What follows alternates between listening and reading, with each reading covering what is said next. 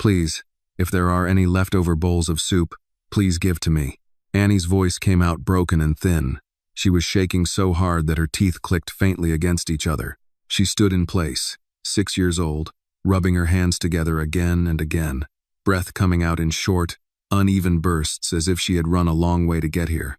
She hadn't run, but it felt like she had been running for days. Her chest rose and fell too fast. Each breath burned a little as the cold scraped down her throat. She tried to slow it the way her mother once taught her, counting quietly in her head, but the numbers slipped away from her. I'll take anything," Annie said, panting softly. "Even if it's cold. Even if it's just a little." She rubbed her hands harder, skin against skin, the sound dry and desperate. Her fingers were numb, but she kept moving them because stopping felt worse. A man stood in front of her now. He was tall, his coat clean, his posture straight in a way that suggested the world usually listened when he spoke. He looked down at Annie, then briefly past her, as if confirming something he already knew. "I'm sorry," he said. His voice was calm, measured. "We're out of soup for tonight." Annie's head snapped up. "Please," she said quickly, the word tumbling over itself. "Please, sir. Just check. Maybe there's some left at the bottom. I can scrape it. I don't mind." They're away. She took a sharp breath, her shoulders trembling. My mom is sick," Annie continued, the words rushing now, breathless. "She didn't go to work. She tried to stand up, but she fell. She hasn't eaten in 3 days. The man's expression tightened, but his voice stayed even. "It's very late," he said. "The kitchen is already closed. There really isn't any soup left." Annie shook her head, fast and frantic, as if refusing the sentence itself. "Tomorrow is too late," she said, her breathing growing louder, harsher. "Please." She said she wasn't hungry, but she is. I know she is. She pressed her palms together so hard they hurt, then rubbed them again, back and forth, back and forth. The man inhaled slowly. "If you come back tomorrow," he said, choosing his words carefully, "we'll have plenty. I promise you'll be first in line. Tomorrow morning." Tomorrow, Annie staggered back half a step, not because she wanted to move, but because the word hit her like a shove. "No," she whispered, then louder, panic breaking through. "No. Please, please don't say tomorrow." Her breaths came faster now, almost gasps. She bent forward slightly, hands still rubbing, as if she could warm not just her fingers but the fear rising in her chest. "Please, sir," she said again, over and over, her voice cracking each time. "Please. Just one bowl. I can carry it carefully. I won't spill. I promise." She looked up at him, eyes wide and shining, her breath hitching between words. "She hasn't eaten in 3 days, Annie repeated, as if saying it enough times might change the answer. 3 days. I counted. The man said nothing for a moment. He watched the way Annie struggled to breathe, the way her small body shook, the way she seemed to be holding herself together by force alone. He had heard countless requests in his life, demands, negotiations, carefully planned pleas, but this was different. This wasn't strategy. This was survival.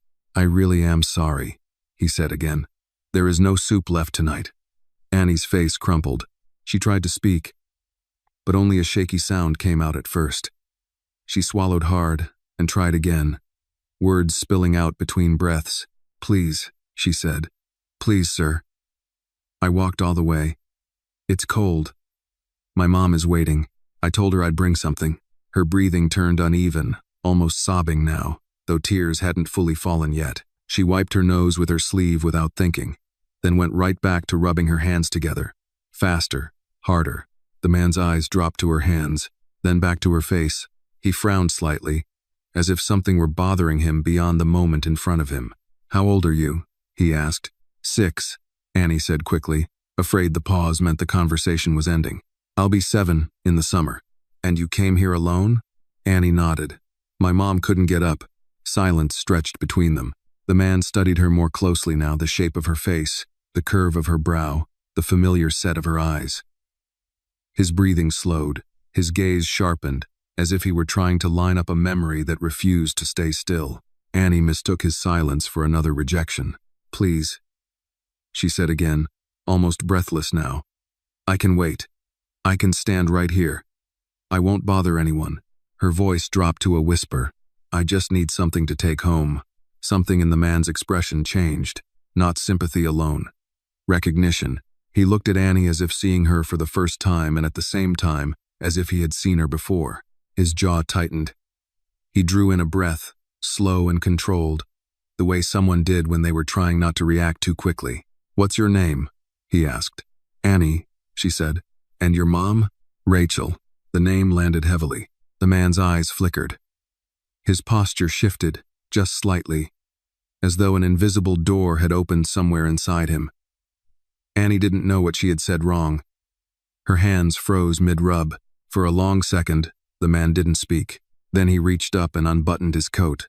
Annie's breathing stuttered as he stepped closer. She stiffened, uncertain, until the heavy fabric settled around her shoulders. Warmth wrapped around her so suddenly that her breath caught in her throat. Stay here, he said, his voice lower now, firmer. Don't leave. Annie stared down at the coat, then back up at him, confused, her hands slowly lowering to her sides. But, the soup? She said faintly. I know, he replied. I'll handle it. He turned and walked away, his steps quick and purposeful now, disappearing from her view. Annie stood there, wrapped in warmth that didn't feel real, her breathing slowly evening out as the shaking eased. She didn't know why he had changed his mind. She only knew that, for the first time that night, someone had stopped telling her to come back tomorrow. William moved fast once he stepped back inside, but not in a way that drew attention. Years of running companies had taught him how to be decisive without creating noise. He passed the stainless steel counters, the drying racks, the stacked trays, his shoes echoing softly against the tiled floor. The kitchen smelled faintly of soap now, the warmth of cooked food already giving way to the sterility of closing time. There's no soup left, one of the staff said quickly, misunderstanding his urgency. We scraped the pots. Everything's gone. William didn't slow. I know, he replied. I'm not asking for soup. He stopped near the prep station and turned to the head cook, a woman in her late 50s who had worked in kitchens longer than he'd been alive. She recognized his tone immediately and straightened. Get me a hot meal, William said. Right now. Something balanced. Protein, carbs, enough for 2 people. And wrap it so it stays warm. The cook hesitated. Sir, we've already shut down. I'll take responsibility, he said, meeting her eyes. Please, that single word, coming from a man who rarely used it, changed everything. She nodded once and moved without another question, reopening a drawer, turning back toward the stove. William reached into his pocket and pulled out his phone, scrolling quickly. He dialed a number he hadn't used in months. David, he said when the call connected. I need a car. Now. No driver change, no questions. I'm still at the shop. A pause.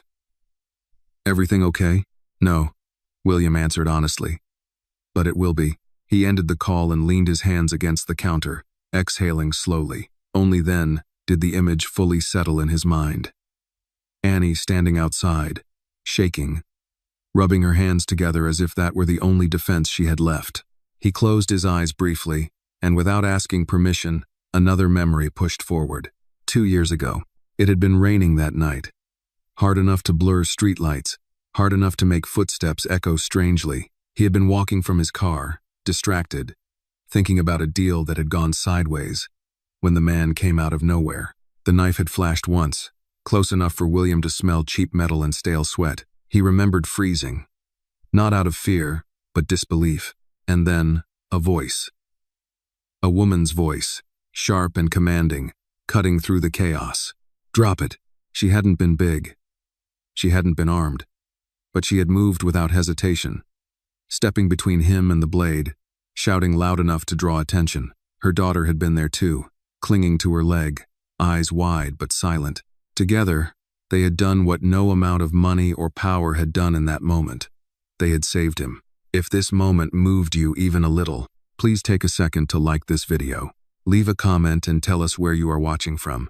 and subscribe to the channel so you do not miss the stories that still need to be told. He had tried to thank them, tried to offer help. The woman had refused, her grip tight on her daughter's hand. "Just be more careful," she had said. "That's enough." Rachel, the name echoed now, heavier than it had any right to be. "Sir," the cook said quietly, "it's ready." William opened his eyes. The meal was packed carefully into insulated containers, steam fogging the plastic lids. He took the bag himself, feeling the warmth seep through his palm. He added bread, fruit, a small carton of juice. Then, almost as an afterthought, he reached for a clean napkin and folded it neatly on top. He walked back outside. Annie was exactly where he had left her. She stood very still, his coat wrapped around her shoulders, her hands no longer rubbing together but clenched at her sides as if she were afraid that moving might make him disappear. When she saw him, her eyes widened, and she took a half step forward before stopping herself. "You came back," she said, not as a question, but with cautious wonder. "I told you I would," William replied. He knelt in front of her, lowering himself to her level, the bag of food balanced carefully in his hand. Up close, he could see how pale her lips were, how dark circles had already formed beneath her eyes. No child should look this tired, he thought. "This is for your mom," he said, holding out the bag. "It's hot. There's enough for both of you." Annie stared at it as if it might vanish. "For real?" she asked. "Not just for me? For both of you," he confirmed. She reached out slowly, then stopped, her fingers hovering in the air. "I can pay you back," she said quickly. "Not now, but later. I can help clean or wash dishes." William shook his head. "You don't owe me anything." She bit her lip, then nodded, accepting the bag with both hands. The weight surprised her. She hugged it instinctively, pressing it against her chest. "Thank you," she whispered. He stood and glanced down the street. "Where do you live, Annie?"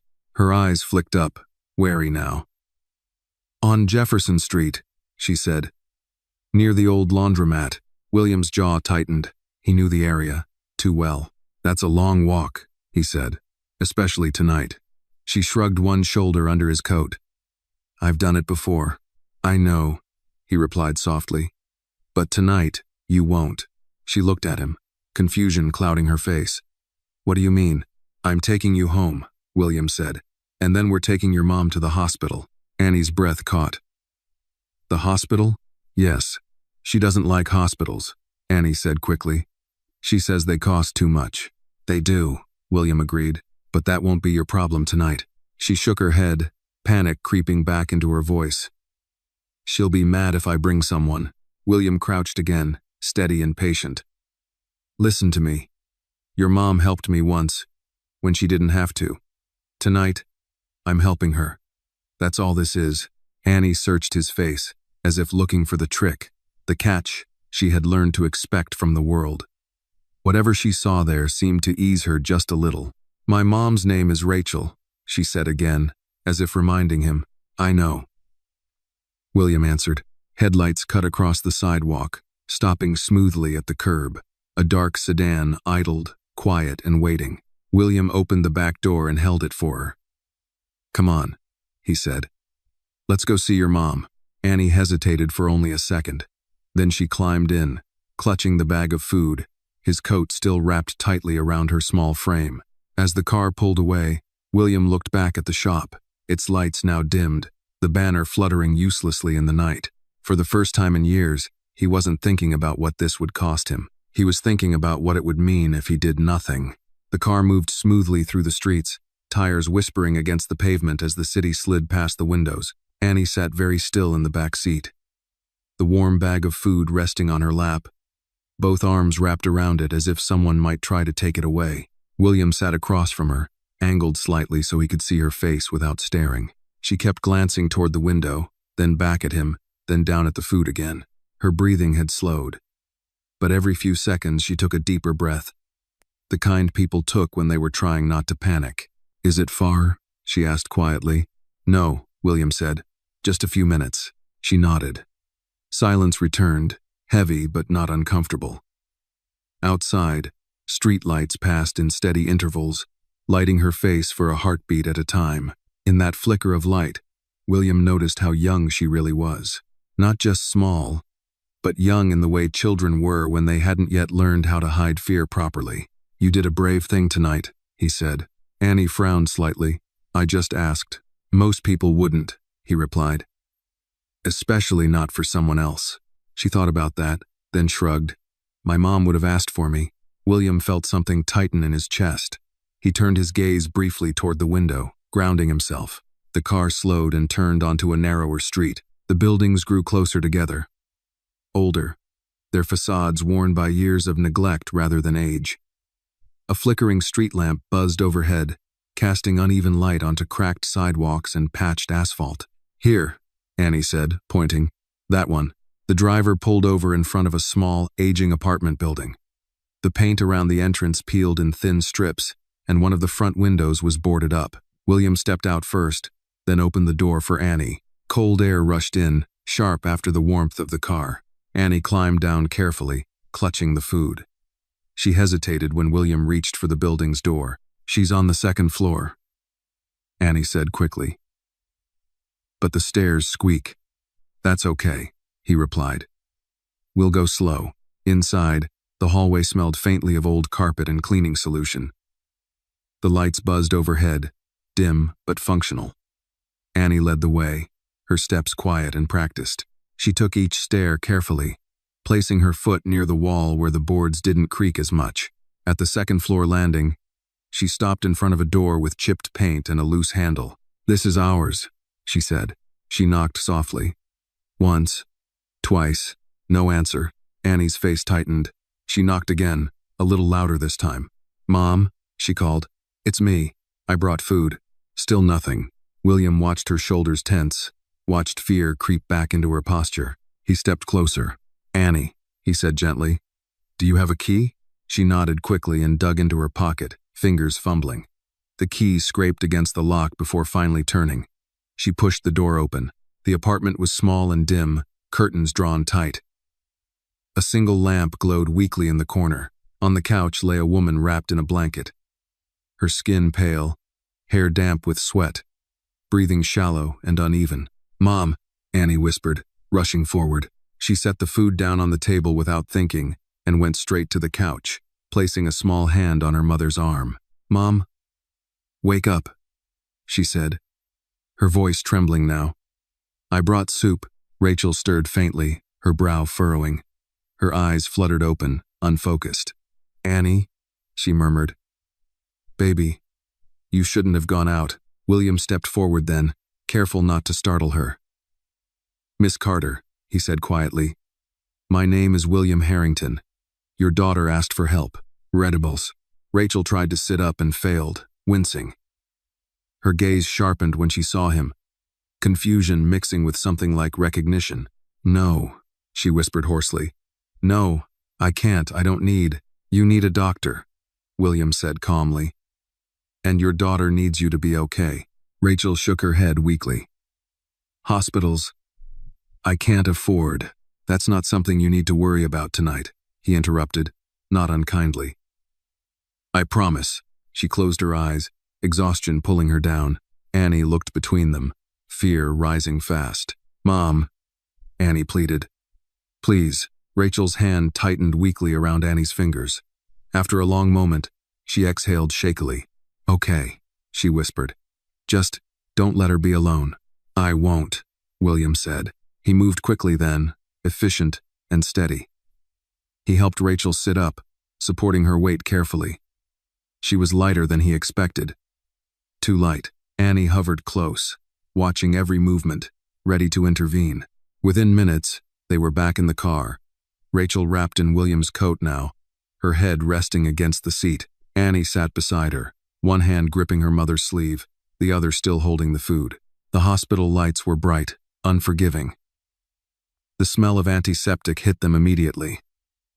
Nurses moved with practiced urgency as William explained the situation. He spoke quietly but firmly, his words clear, his presence impossible to ignore. "She's been sick for days," he said. "High fever, weakness, dehydration." They took Rachel on a gurney, wheeling her away as Annie tried to follow. "Mom," she cried, panic breaking through. William knelt beside her instantly, placing a steady hand on her shoulder. "They're helping her," he said.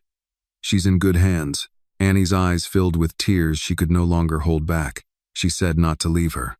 "I won't," he promised, "and neither will you." The deepened. He stayed with her in the waiting area, sitting beside her as the minutes stretched on. Annie's body finally gave in to exhaustion. She leaned against him, still clutching the empty food container now, having eaten only enough to quiet her hunger. Her head drooped, breath evening out as sleep claimed her. William looked down at the child resting against him, at the hospital corridor humming quietly around them. He thought of that night 2 years ago, of the woman who had stepped forward without hesitation. Rachel, some debts, he thought, came back when you least expected them. He adjusted his coat around Annie's shoulders and sat back, prepared to wait as long as it took. The waiting room smelled of antiseptic and old coffee. It was never quiet in a hospital. William had learned only layers of sound piled on top of one another. Shoes squeaked down hallways. A machine beeped somewhere behind a closed door. A television mounted high in the corner murmured to itself, the volume low enough that no one could quite follow the words. Annie slept against his side. Her head rested on his arm, light as if she might float away if he moved too suddenly. One of her hands was still curled into the sleeve of his coat, fingers gripping the fabric even in sleep. Her breathing had finally evened out, shallow but steady. The kind of sleep that came only after fear had burned itself out. William didn't move. He sat rigidly in the plastic chair, back straight, feet planted flat on the floor. He had spent countless hours in boardrooms and private jets, negotiating sums of money large enough to bend cities, but none of that experience had prepared him for the simple weight of a child leaning against him in a hospital waiting room. He looked down at Annie's face. In sleep, she looked younger, softer. The tightness that had lived around her eyes when she begged for soup was gone now, replaced by something fragile and painfully innocent. A faint smudge of dirt still marked her cheek. He resisted the urge to wipe it away. Across the room, a nurse stepped out from behind a desk and glanced in their direction. She slowed when she saw Annie asleep, then approached quietly. "Mr. Harrington?" she asked in a low voice. William nodded and stood carefully, easing Annie's head against the back of the chair so she wouldn't slip. She stirred but didn't wake. "How is her mother?" he asked. "She's stable," the nurse replied. "Dehydrated. Fever was high, but we've brought it down. She's resting now." William exhaled, a breath he hadn't realized he'd been holding. "Can I see her?" "In a little while," the nurse said. She asked about her daughter. William glanced back at Annie. "She's asleep." The nurse smiled faintly. "Good. Let her rest. She did more than most adults would." William watched the nurse walk away, then sat back down, his thoughts drifting despite himself. He hadn't planned on this night becoming anything more than a ceremonial opening. A few speeches, some photos, another item to check off a long list of obligations. The soup kitchen had been important, yes, but important in the abstract way philanthropy often was to him. Necessary. Responsible. Distant. Annie had erased that distance in a single sentence. "Please, if there are any leftover bowls of soup." He closed his eyes briefly, and for a moment he was no longer in the hospital. He was younger, not 6, but not far from it, standing in a narrow kitchen that smelled of burnt toast and cheap coffee. His own mother at the table, counting coins into neat piles, her face set in concentration so fierce it bordered on anger. "Eat," she had told him, sliding a plate toward him. "I'm not hungry." He had known even then that it wasn't true. William opened his eyes. Across the waiting room, an older man sat alone, staring at his hands. A woman paced back and forth near the vending machines, her arms wrapped tightly around herself. Grief and hope shared the same space here, separated only by thin curtains and doors. Annie shifted, letting out a small sound in her sleep. William tensed instinctively, then relaxed when she settled again. He glanced at the clock on the wall. Time moved differently in places like this. Minutes stretched, hours collapsed. Eventually, the nurse returned. "She's awake," she said. "You can come in now, both of you." William crouched and gently shook Annie's shoulder. "Annie," he said softly, "wake up." She blinked, disoriented, then sat up straight, panic flashing across her face until she recognized where she was. "My mom," she said immediately. "She's okay," William assured her. "She wants to see you." Annie scrambled off the chair, clutching his coat tighter around herself. William walked beside her down the hallway, their footsteps echoing quietly. Rachel lay propped up on the bed, color slowly returning to her face. An IV drip hung beside her, steady and clear. When she saw Annie, her eyes filled instantly. "Baby," she said, her voice hoarse. Annie rushed to her side, careful not to bump the bed. "Mom," she whispered, climbing onto the edge of the mattress. Rachel pulled her close with what strength she had left, pressing her forehead to Annie's hair. "I told you not to go," she murmured. "I know," Annie replied softly, "but you were sleeping, and you looked cold." Rachel's gaze lifted then, landing on William for the first time since she'd been brought in. Recognition flickered there, followed by disbelief. "It's you," she said quietly. "Yes," William answered. She closed her eyes briefly, then opened them again. "I told you that night. We didn't want anything." "I remember," he said. "This isn't payment." Rachel studied him, then glanced down at Annie, who was still holding on to her. "She begged for soup," Rachel said, not accusing, just stating a fact. William nodded. "She did." Rachel swallowed hard. "I'm sorry. You have nothing to be sorry for," he replied. "You raised a brave daughter." Rachel's grip tightened around Annie's shoulders. Too brave. The room fell quiet for a moment, filled only by the steady beep of the monitor. "I'll step out," William said. "Give you some time." Rachel shook her head. "No, stay." He hesitated, then nodded, moving to the chair beside the bed. Annie watched him closely, as if afraid he might disappear if she looked away too long. "I don't know how to thank you," Rachel said finally. "You already did," William replied. 2 years ago, her eyes softened, memory settling fully now. "I didn't think you'd remember." "I didn't forget," he said. Annie frowned, looking between them. "You know each other?" Rachel managed a small smile. "A little." William stood. "I'll arrange everything," he said. "You focus on getting better." Rachel opened her mouth to protest, then closed it again, exhaustion winning. She nodded once. As William turned to leave, Annie slipped off the bed and followed him to the door. "Sir," she said quietly. He stopped and looked down at her. "Thank you," she said. Not rushed, not desperate, just honest. William nodded. "Get some sleep, Annie." Was now, as he stepped back into the hallway, the weight of the night finally settled on him. Not heavy enough to crush him, but heavy enough to change him. William left the room quietly, pulling the door closed behind him with care. The hallway felt colder than before, brighter too, the fluorescent lights unforgiving as they reflected off polished floors. He walked a few steps, then stopped, resting his hand briefly against the wall as if grounding himself. He had promised himself years ago that he wouldn't get involved like this again. Money was easy. Solutions that could be written on checks were easy. People, on the other hand, were not. People carried history, expectations, wounds that didn't heal just because someone decided to help. And yet, the image of Annie rubbing her hands together in the cold refused to leave him. William straightened and pulled out his phone. "David," he said when the call connected. "I need a few things handled tonight." There was no hesitation on the other end. "Tell me, first," William continued, his voice low but precise. "I want a full medical review for Rachel Carter. Best doctors available. No shortcuts. Done." "Second," he said, pacing slowly now, "I want temporary housing arranged. Something clean, close to this hospital. Quiet." A pause. "How long?" "As long as it takes," William replied. "And David, make sure it doesn't feel like charity." "Understood." William ended the call and slipped the phone back into his pocket. He leaned against a bench in the hallway and closed his eyes for a moment, letting the hum of the hospital wash over him. He thought of the woman on the bed inside that room, of the way she had looked at him not with awe, not with gratitude, but with the guarded dignity of someone who had survived too much to trust easily. Rachel Carter hadn't saved him 2 years ago because she expected something in return. She had done it because it was the right thing to do. That kind of integrity was rare. A nurse passed by, then another.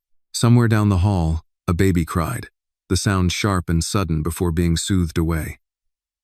William opened his eyes again. He realized, with a faint sense of surprise, that he was afraid, not of responsibility, not of cost, but of failing them.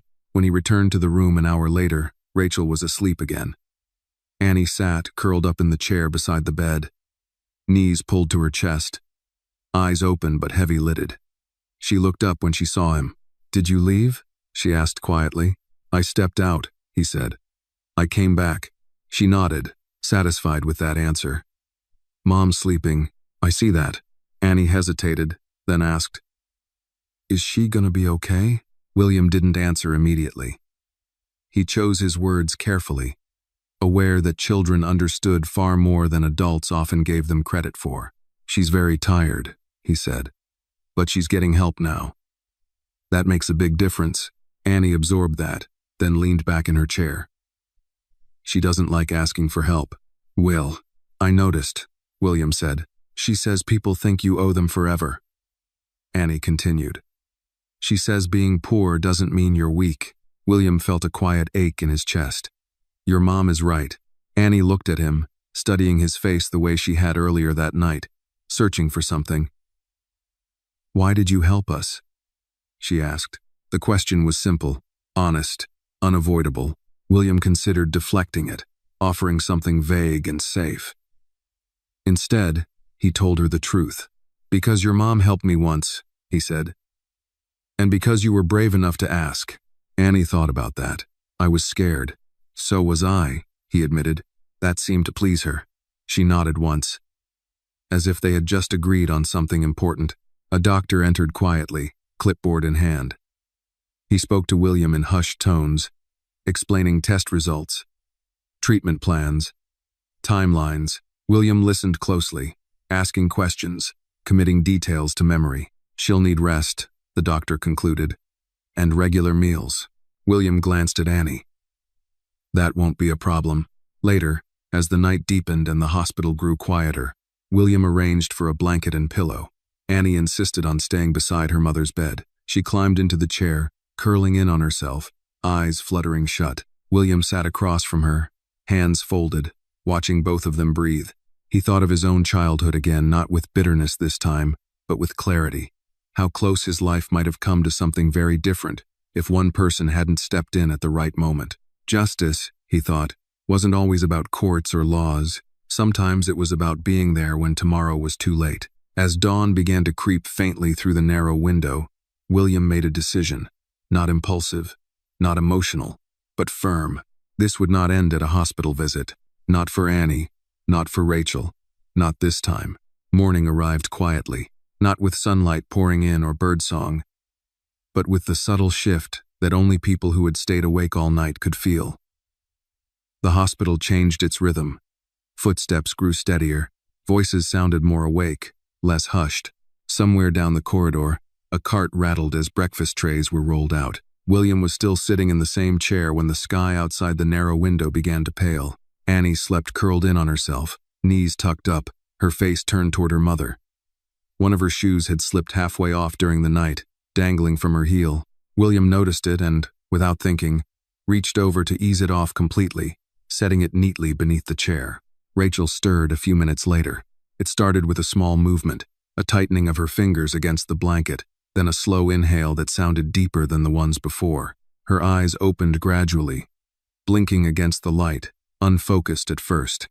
"Annie," she whispered. "She's here," William said immediately. Rachel's gaze shifted to him. For a moment, confusion flickered across her face, then memory settled in. Her shoulders sagged, as if she had been holding them tense even in sleep. "I didn't dream it," she murmured. "No," William replied. "You didn't." She tried to sit up, wincing slightly, and he stood at once, adjusting the pillow behind her back. "Easy," he said. The doctor said, "Rest." Rachel let out a small, tired laugh. "Doctors always say that." Her eyes moved to Annie again. "Did she sleep?" "She did," William answered. For a few hours, Rachel closed her eyes briefly, relief softening her features. When she opened them again, they were damp. "I'm sorry," she said quietly. "For what?" "For putting her through this," Rachel replied. "For letting it get so bad that she had to ask strangers for food." William shook his head. "You didn't let anything happen. Life did." Rachel studied him for a long moment, as if weighing whether to accept that. "You didn't have to do all this," she said. "I know, and yet you did." "Yes." She looked away, her jaw tightening. "I don't want her growing up thinking the world only works if someone powerful steps in." William considered that carefully. "Neither do I." Rachel turned back to him, surprised. "I want her to know," he continued, "that the world can be unfair and that people still have a responsibility to each other anyway." Rachel searched his face. "You talk like someone who's been on both sides." William didn't answer right away.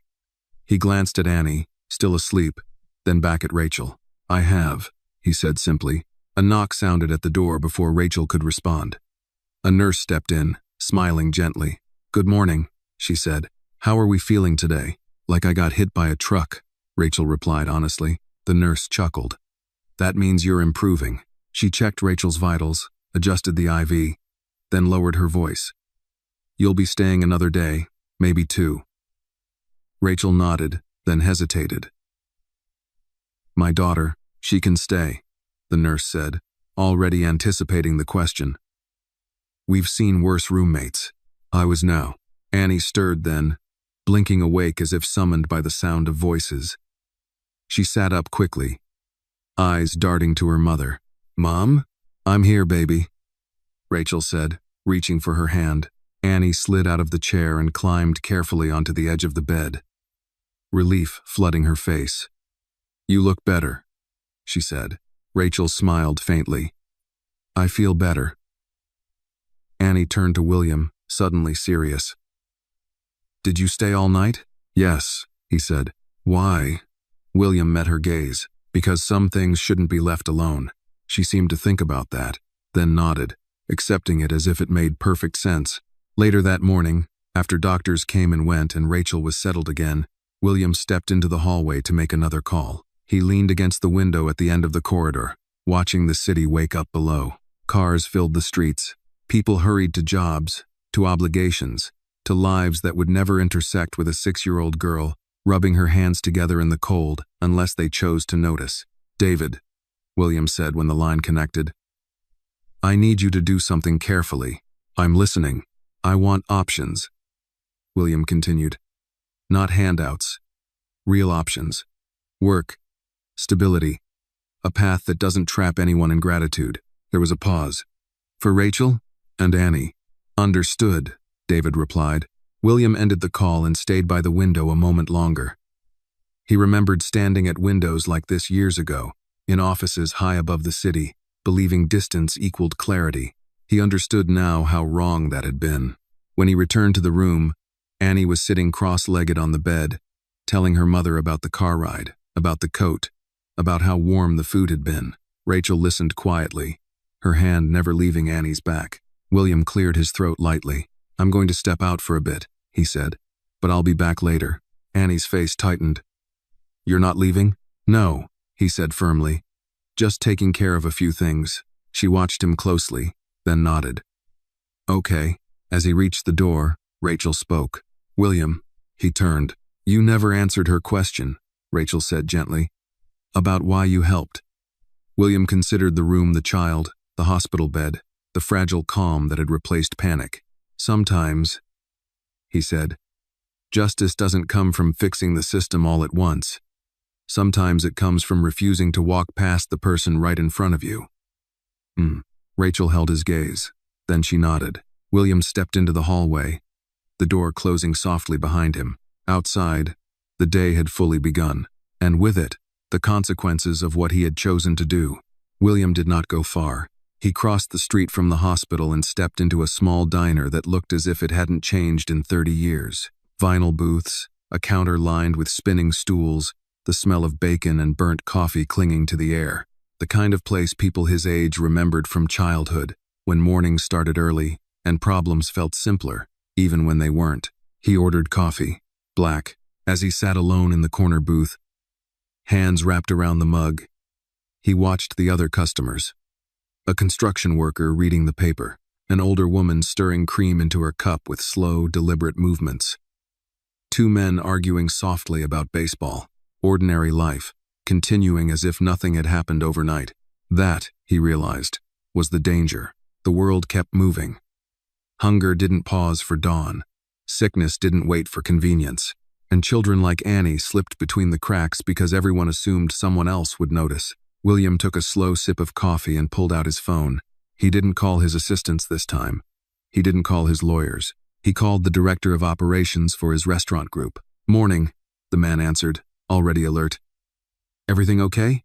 "No," William said. "But we're fixing it." There was a pause, then a quiet chuckle. "That sounds serious." "It is," William replied. "I want you to pull employment records from the Jefferson Street area. Part-time, entry-level positions, kitchen work, cleaning, anything with flexible hours. For a hiring push? For one person," William said. "Maybe more later. But start with one." The director hesitated. "We usually go through—" "I know the process," William interrupted calmly. "This goes around it." Another pause. "Understood." William ended the call and sat back. For the first time since the night before, he felt something like uncertainty creep in. Not about helping, but about how much help crossed the line into control. Rachel had been right to worry. He didn't want Annie growing up believing survival depended on luck or powerful strangers. He wanted her to know dignity, choice, stability that didn't vanish the moment generosity got tired. When he returned to the hospital an hour later, Annie was sitting on the bed, swinging her legs gently while her mother slept. She looked up when she saw him, her face lighting up with cautious relief. "You came back," she said. "I said I would," William replied. She slid off the bed and walked over to him. "Mom's still sleeping." "That's good," he said. "That means her body is doing what it needs to do." Annie nodded, then glanced down the hallway. "Are we in trouble?" William frowned slightly. "Why would you think that?" She shrugged. "Sometimes, when people come to hospitals, they ask a lot of questions. And then things change." He crouched in front of her, bringing himself level with her eyes. "No one is in trouble," he said gently. "You did exactly what you were supposed to do. You took care of your mom." Annie studied his face closely, as if searching for a crack in the words. "Promise?" "I promise," William said. She seemed to accept that. She leaned back against the bed and watched him quietly as he pulled a chair closer. A doctor entered not long after, followed by a social worker. Rachel stirred as they spoke softly, explaining next steps, asking routine questions. William stayed silent, listening carefully. "Do you have family nearby?" the social worker asked Rachel. Rachel shook her head. "No, no way. Anyone who can help with childcare while you recover?" Rachel glanced at Annie, then back at the woman. "It's just us," William spoke then. "She won't be alone." The social worker looked at him, assessing. "And you are?" "Someone who owes her," William replied. Rachel shifted, uncomfortable. "William, this doesn't change anything," he said quietly to her. "You make your own decisions. I'm just here to support them." The social worker nodded, scribbling notes. "We'll check in later," she said, then left with the doctor. The room felt smaller after they were gone. "I don't like that," Rachel said softly. "What part?" "All of it," she answered. "Forms, questions, people, deciding what we need." William nodded. "That's fair." Annie climbed back onto the bed and curled against her mother's side. "I like him," she said sleepily. Nodding toward William, Rachel managed a weak smile. "I know you do." William stood. "I'll give you some space," he said. "I'll be nearby." Rachel reached for his hand before he could leave. Her grip was still weak, but firm enough to stop him. "I don't want charity," she said quietly. "You're not getting it," William replied. "You're getting options." She searched his face. "And if I say no, then I respect that," he said. "Completely." Rachel released his hand. "Okay." He left the room again, walking slowly this time. his thoughts heavy but clear. He understood now that helping wasn't about grand gestures. It was about consistency, about staying after the crisis faded. That afternoon, he returned with news. Rachel listened carefully as he explained the job opportunity. Part-time, flexible hours, close enough that Annie could walk home after school. No obligation beyond showing up and doing the work. You'd earn it, he said. Same as anyone else. Rachel closed her eyes briefly, then nodded. I can do that. Winsation. Annie looked between them, eyes bright. Does that mean we can buy food? Yes, Rachel said softly. It does. Annie smiled, the kind of smile that didn't know how to hide relief. William watched them and felt a quiet resolve settle in his chest. This was only the beginning. He knew that now, and beginnings, he had learned, mattered most. The temporary apartment was quiet in a way that felt unfamiliar to Rachel. It wasn't silent, there were still the distant sounds of traffic outside, the hum of an old refrigerator, the occasional creak of pipes, but it lacked the sharp edge of worry that had filled every space she had lived in for the past year. The walls were clean, the lights worked. The air smelled faintly of soap instead of damp fabric and exhaustion. Annie stood in the middle of the living room, turning in a slow circle. Is this really ours? She asked. Rachel set her bag down carefully and looked around again, as if the room might vanish if she blinked too long. For now, she said. Yes.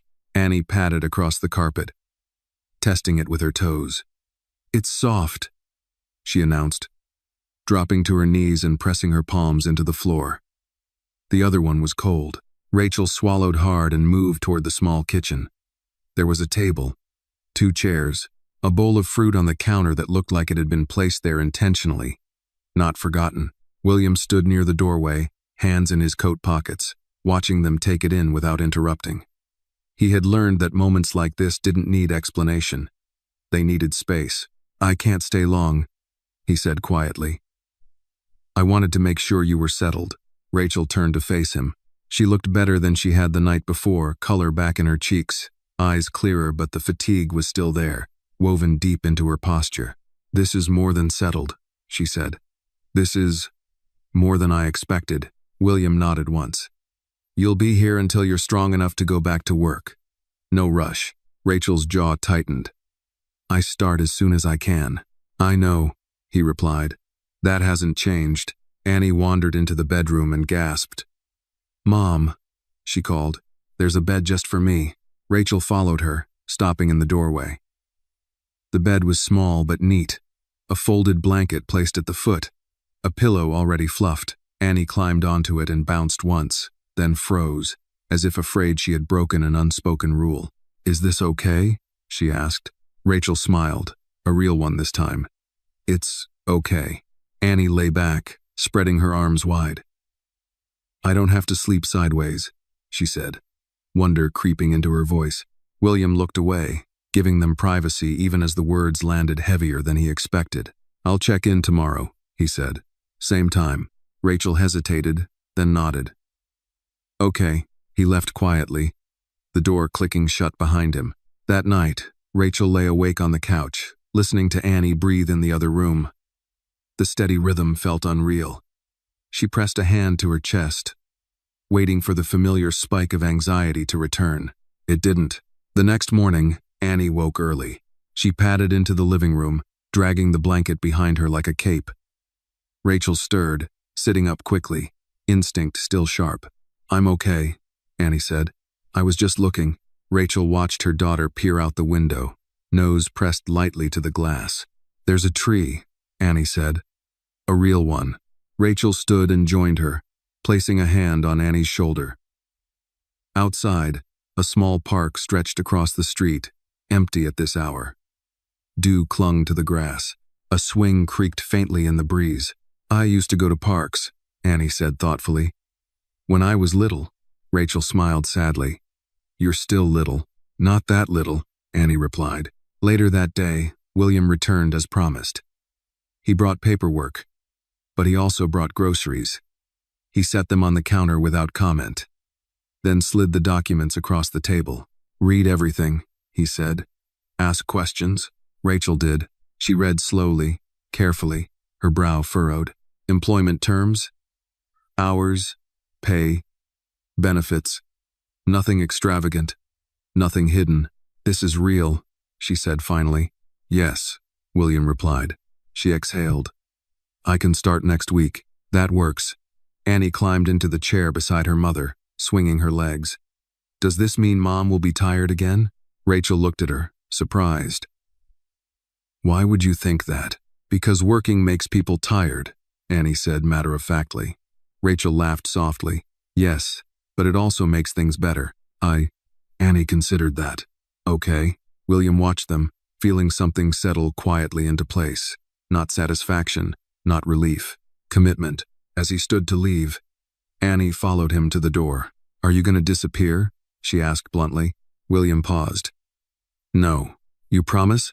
I promise, he said. She nodded, satisfied. Okay. When the door closed behind him, Rachel sat back down heavily. We have to be careful, she said aloud, though Annie wasn't listening. This can't turn into something we depend on too much. Annie looked up. Why? Because people leave, Rachel said.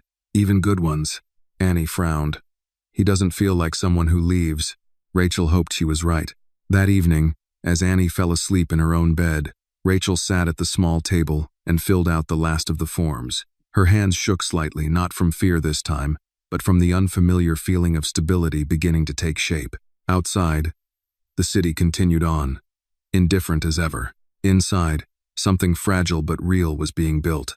The first day Rachel walked back into a kitchen, her hands shook, not from weakness, but from memory. The restaurant sat on a corner 2 blocks from the temporary apartment, part of William's soup chain but smaller, quieter than the flagship locations. The windows fogged easily in the morning. The door chimed when it opened. It smelled of onions, garlic, and something warm simmering patiently on the stove. Rachel paused just inside the doorway, drawing in a slow breath. You must be Rachel. With that dawned. The woman speaking was in her late 50s, gray hair pulled back, posture straight despite the long hours written into her bones. Her name was Margaret. She had been running kitchens since before Rachel had finished high school, and it showed in the way she looked people in the eye. I'm the floor manager, Margaret continued. William told me you'd be starting part-time. We do things clean here. We do things fair. If you don't know something, you ask. If you're overwhelmed, you say so. You keep up, you'll do fine. Rachel nodded. I can work. Margaret studied her a moment longer, then handed her an apron. Good. Let's start. The hours passed more slowly than Rachel expected, chopping vegetables, stirring pots, wiping counters until they shone. The work was honest and repetitive, the kind that left little room for worry if you focused on the task in front of you. Her body ached by noon, but when she thought of Annie sitting at the small table at home, coloring with pencils that weren't worn down to stubs, the ache felt earned. During her break, Rachel sat alone with a bowl of soup. She lifted the spoon, paused, then laughed quietly to herself. Leftover soup, she thought. Life had a strange sense of irony. That afternoon, William stopped by the restaurant without warning. He didn't announce himself, didn't draw attention. He ordered a bowl of soup like anyone else and sat at a corner table, watching the room the way he always did, quietly, observantly, taking in details others missed. Rachel noticed him only when Margaret nudged her lightly. Your friend's here, Margaret said, not unkindly. Rachel wiped her hands and approached the table cautiously. You didn't have to come, she said. I know, William replied. I wanted to see how the first day went. She hesitated, then nodded. I'm tired. But, it's good tired. That's the right kind, he said. Rachel looked around the room. You didn't tell them who you are. I didn't need to. She studied him, then said quietly, Thank you. He shook his head. You earned this. Rachel wasn't sure she believed that fully, but she let it rest. That evening, Annie met her at the door when she came home. Eyes bright. I made a sandwich, Annie announced proudly. With real cheese. Ethan. Rachel laughed and dropped her bag, kneeling to hug her. You did? Yes. And I didn't even squish the bread. Rachel pulled her close, breathing in the clean scent of soap and childhood. At bedtime, Annie climbed under her blanket and stared at the ceiling. Mom, she asked. Yes, baby. Are we going to be okay now? Rachel hesitated. Not because she didn't want to answer, but because she wanted to be honest. I don't know everything about the future, she said slowly, but we're safer than we were, and we're not alone. Annie nodded, absorbing that. I like not being alone. Rachel kissed her forehead. Me too. Days passed, then weeks. Rachel grew stronger. Her shifts increased slightly. She learned names, learned rhythms, learned which customers came in every Tuesday and which ones only showed up when the weather turned cold. William checked in, but never hovered. Sometimes he stopped by the apartment with groceries. Sometimes he simply called. Sometimes days went by without a word, and Rachel realized she didn't feel abandoned. She felt trusted. One evening, as Rachel and Annie walked home from the park, they noticed a flyer taped to a light pole. Community meeting, neighborhood safety and support. Rachel stopped to read it. They're talking about food programs, she murmured. After-school care. Local clinics. Annie tugged her sleeve. Can we go? Rachel looked down at her daughter, surprised. Why? Because, Annie said simply. People helped us. Rachel smiled. Okay. The meeting was held in a small church basement. Folding chairs, bad coffee, earnest conversations. Rachel listened more than she spoke, but when she did speak, people listened. She talked about illness, about work, about how close things had come to falling apart. No one judged her. When William heard about the meeting later, he didn't comment right away. He just nodded. Thoughtful. That matters, he said finally. Rachel met his gaze. It does. That night, after Annie was asleep, Rachel sat alone at the table and realized something quietly profound. She wasn't waiting for rescue anymore. She was building. And that, more than anything, scared her and thrilled her at the same time. Rachel started waking before the alarm. At first, she thought it was anxiety pulling her out of sleep, the old instinct to be alert before something went wrong. But as days passed, she realized it was something else. Purpose. Her body adjusting to a rhythm it had almost forgotten. She moved through the small apartment in the early morning, careful not to wake Annie. Coffee brewed softly. The sun crept in through the thin curtains, casting pale stripes across the table where bills and schedules were now neatly stacked instead of scattered in panic. This morning mattered. Today marked 6 weeks since the hospital. 6 weeks since Annie had stood shaking in the cold, asking for leftover soup. Rachel paused with her mug halfway to her lips, the memory still sharp enough to sting. 6 weeks wasn't a long time, but it was long enough for things to change. At the restaurant, Margaret noticed it too. You're faster today, she said, watching Rachel move between stations with growing confidence. Rachel smiled faintly. I'm getting used to it, Margaret nodded. Good workers always do. By mid-morning, the lunch rush filled the room. Familiar faces took familiar seats.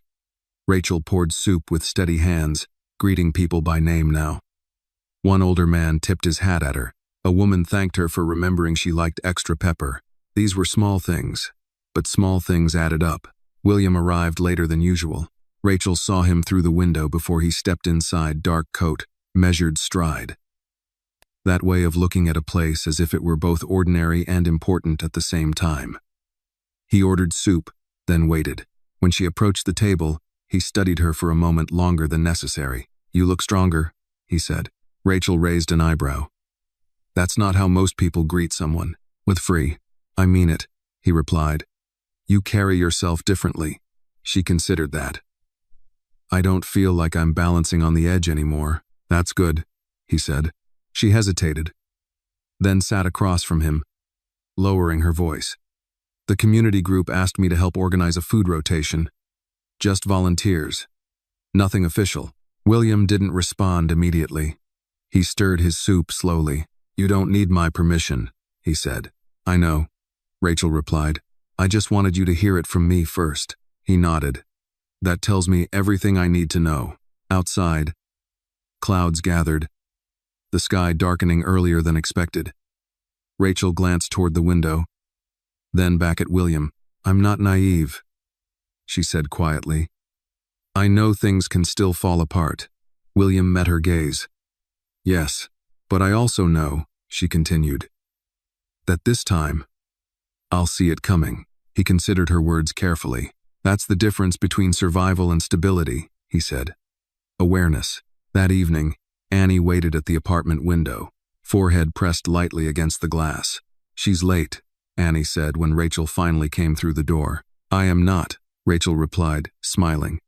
You're early. Annie grinned, then held up a piece of paper.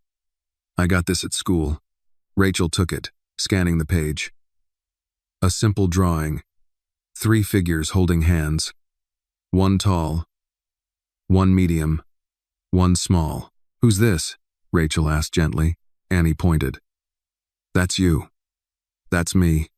And that's him. Rachel's chest tightened. Annie, he didn't say he was family, Annie added quickly, as if anticipating concern. But he shows up. That counts. Rachel knelt in front of her daughter. Showing up matters, she agreed. But people can care without staying forever. Annie frowned.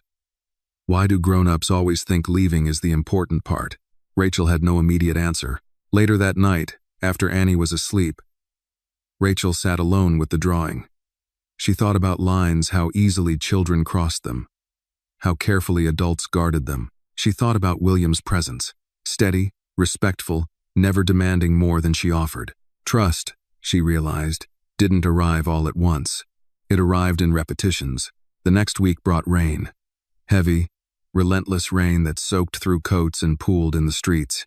The restaurant filled with people looking for warmth more than food. Rachel moved among them with quiet efficiency. That was when she noticed the man at the back table. He hadn't ordered yet. He watched too closely. His clothes were clean, but his eyes carried something sharp. Calculating. Rachel felt the old instinct stir, the one that had kept her alert on bad streets and worse nights. She didn't panic. She noticed. When the man finally spoke, his voice was polite, almost rehearsed. You work here often? Rachel smiled professionally. Most days. I'm asking because I represent a development group. He continued. We're looking at properties in this area. Rachel's smile didn't fade, but something inside her locked into place. You'd need to speak to management, she said. I was hoping for local insight. Rachel held his gaze. Then you're getting it. People live here. Real people. Not numbers. The man chuckled softly, unconcerned. Everything's a number eventually. Rachel straightened. Not to me. He left soon after, his soup untouched. That night, Rachel told William about the encounter. He listened carefully, his expression darkening just slightly. You did the right thing, he said. And you noticed what mattered. Rachel nodded. That scares me more than it used to. It should, William replied. Awareness means responsibility. Silence stretched between them, comfortable but heavy. I don't want to be saved, Rachel said finally. I want to be counted. William met her eyes. You are. Outside, the rain continued to fall, washing the streets clean while deeper currents moved beneath the surface currents neither of them could yet fully see. Something was shifting again, not in crises, but in consequence. Rachel was already awake, standing at the sink rinsing a coffee mug when she heard it. 3 short knocks. Firm, not rushed. The kind of knock that assumed the door would be answered. She didn't move right away. That instinct again. The quiet pause before action. Mom, Annie called from the bedroom, still half asleep. I've got it, Rachel replied, keeping her voice even. She wiped her hands on a towel and approached the door, checking the peephole first. A man stood on the other side, mid-40s maybe, clean cut, navy coat, holding a slim leather folder under one arm. He smiled at the door as if smiles could travel through wood. Rachel opened it only part way. Chain still on. Yes. Good morning, the man said pleasantly. Rachel Carter? Yes. My name is Thomas Green. I represent Northline Development. Rachel felt her stomach tighten, but her expression didn't change. What do you want?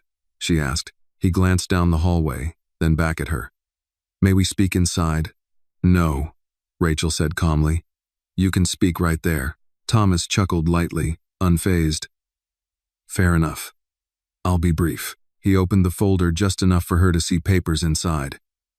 Official looking. Typed. Clean. Our firm recently acquired several properties in this neighborhood, he continued. We're in the process of evaluating long-term residence and occupancy arrangements. Rachel crossed her arms. This building isn't for sale. Not yet, Thomas replied smoothly. But it will be. Sooner than most people expect. Rachel's jaw set. You should talk to the landlord. We will, he said. In the meantime, we like to be proactive. Give people time to prepare. Prepare for what? Relocation, Thomas answered. These transitions can be difficult, especially for families without substantial resources. Rachel held his gaze. We're not interested. Is not guard. Thomas's smile softened, becoming almost sympathetic. Everyone says that at first. I said no, Rachel repeated. He closed the folder gently. This isn't a negotiation today, just information. Rachel leaned slightly closer to the doorframe. Then here's some information for you. My daughter is asleep. I work early. And you are not welcome back here. For the first time, something flickered behind Thomas's eyes. Annoyance, calculation. I admire your confidence, he said. But confidence doesn't stop progress. Rachel didn't raise her voice. People aren't obstacles. Thomas stepped back, hands raised mildly. Of course not. Have a good day, Miss Carter. He turned and walked down the hallway, his steps unhurried.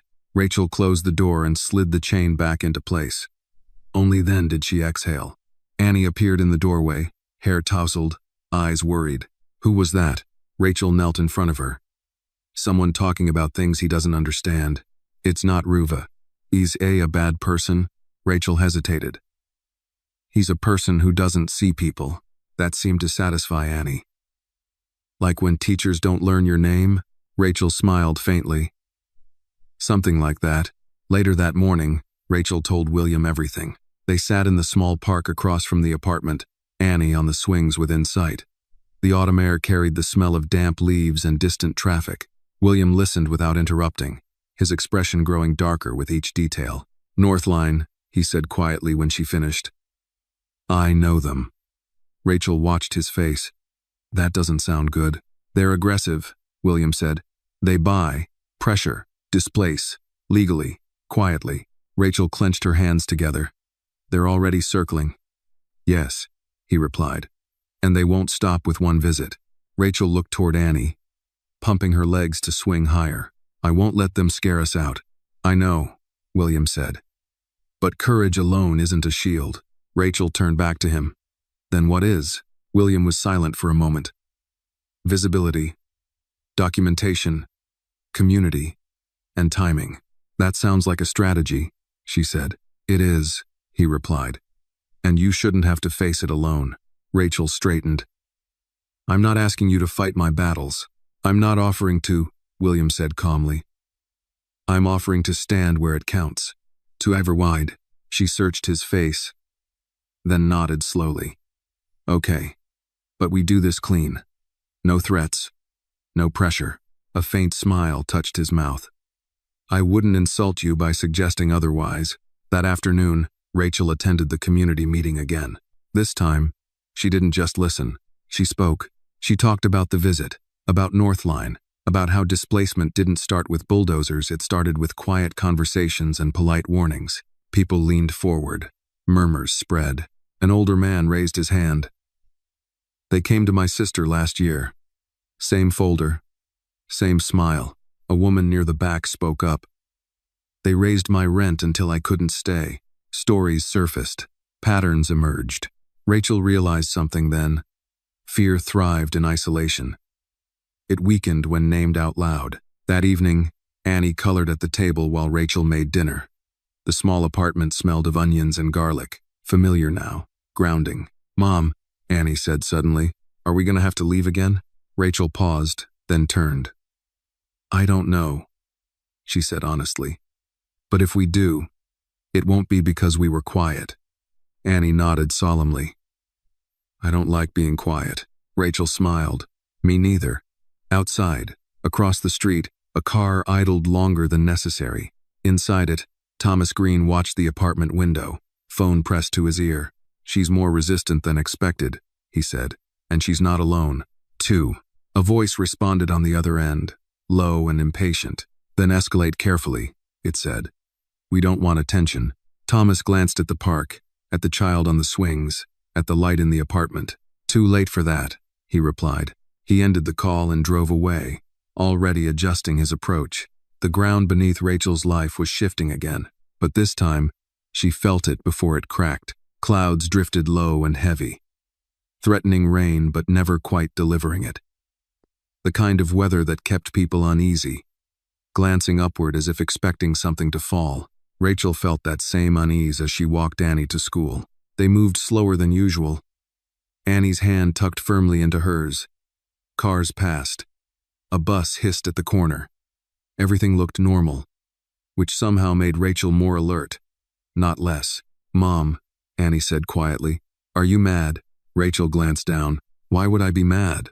"You hold my hand tighter when you're mad," Annie replied. Rachel loosened her grip slightly, forcing herself to breathe. "I'm not mad. I'm thinking." Annie nodded, satisfied. Thinking is loud. Rachel smiled despite herself. "It is." After dropping Annie off, Rachel didn't go straight to work. She walked instead to the library 2 blocks over, a place she hadn't stepped into since before things fell apart. The doors opened with a soft hush, and the smell of old paper and dust wrapped around her like something familiar and steady. She asked questions, quiet ones, about tenant rights, about development notices, about what happened before eviction letters arrived. The librarian, an older man with wire-rimmed glasses, listened carefully. When Rachel mentioned Northline Development, his expression tightened almost imperceptibly. "You're not the first," he said. "And you won't be the last." "Read it." Rachel nodded. "I figured." He slid a folder across the desk. "Information is protection," he said. "Use it." By the time Rachel left the library, the clouds had thickened. The air felt charged, as if the city itself were holding its breath. At the restaurant, Margaret noticed the difference immediately. "You're quieter today," she said as Rachel tied on her apron. Rachel shrugged. "Thinking." Margaret gave her a knowing look. That kind of thinking usually means trouble. Rachel didn't disagree. During her break, Rachel checked her phone. 2 missed calls. 1 voicemail. She didn't recognize the number. She waited until her shift ended before listening. "Miss Carter," a man's voice said smoothly. "This is Thomas Green. We spoke briefly yesterday. I'd like to continue our conversation. Please call me back." Rachel stared at the screen. She didn't. Instead, she walked home, her steps measured, her thoughts sharp. She noticed things now: cars that slowed too long, people who pretended to check their phones while watching the building. Awareness, William had called it. When she reached the apartment, William was already there, seated at the small table, jacket folded neatly beside him. He looked up as she entered. "You got the message," he said. "Yes," Rachel replied. "I didn't answer." "Good." She set her bag down. "They're pushing." "They will," William said, quietly at first. "Tonight, Rachel leaned against the counter. "I went to the library." William raised an eyebrow slightly. "And? I learned that timing matters," she said. "If they rush, they risk scrutiny. If they wait, people scatter." William nodded. "Which means they'll try to isolate voices that carry." Rachel met his gaze. "Including mine." "Yes."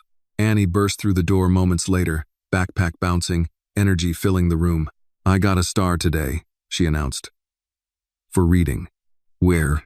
Rachel smiled and hugged her tightly. "I'm proud of you." Annie looked between them. "Why are you both serious?" William knelt to her level. "Do you remember when you asked for soup?" Annie nodded. "You were scared," he continued. "But you asked anyway. That helped more than just your mom." Annie frowned. "I didn't help other people." "Not yet," William said gently. "But you showed how asking works." Annie considered that, then shrugged. "Okay." Reelected. That evening, the community meeting was larger than before. Word had spread. More chairs were pulled in. People stood along the walls. Some brought notebooks. Others brought stories. Rachel stood at the front, heart pounding, hands steady. She spoke clearly. Not loudly, not angrily. She talked about notices, about visits, about polite pressure dressed as opportunity. "This isn't about buildings," she said. "It's about whether we're allowed to exist quietly or only if we're profitable." It'd show. Murmurs rippled through the room. A woman raised her hand. What do we do? Rachel inhaled. We document. We show up. We refuse to disappear one by one. William watched from the back, unseen by most. He didn't intervene. He didn't speak. He understood that this wasn't his moment. After the meeting, as people lingered and talked in clusters, Rachel felt something unfamiliar. Support. It didn't erase fear, but it balanced it.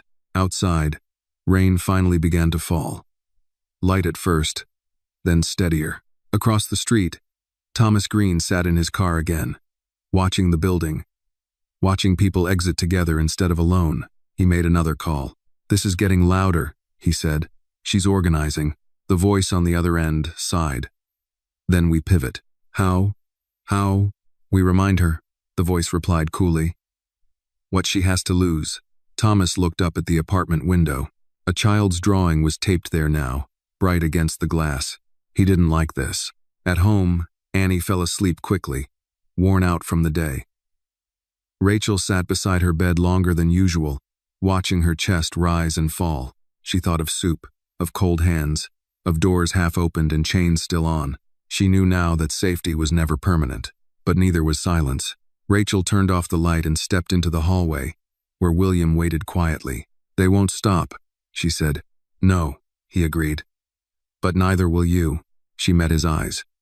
Promise me something. Anything. If this turns ugly, Rachel said, we don't let it turn us into something we're not. William nodded without hesitation. I promise. Outside, the rain washed the streets clean. Underneath, lines were being drawn. Rachel noticed them first in the smallest details. A flyer disappeared from the lobby board. A maintenance request went unanswered. The heat clicked off for an hour one morning, then came back on as if nothing had happened. Nothing dramatic. Nothing illegal. Just enough to remind people who controlled the walls around them. She documented everything. Dates, times, names, patterns. William had suggested it, but Rachel had already started before he said a word. There was a calm to her now, a steadiness that came from understanding the rules of the game even if she hadn't agreed to play it. Annie felt the shift too. Why is everyone whispering again? She asked one evening, as they walked past neighbors who had once stopped to chat.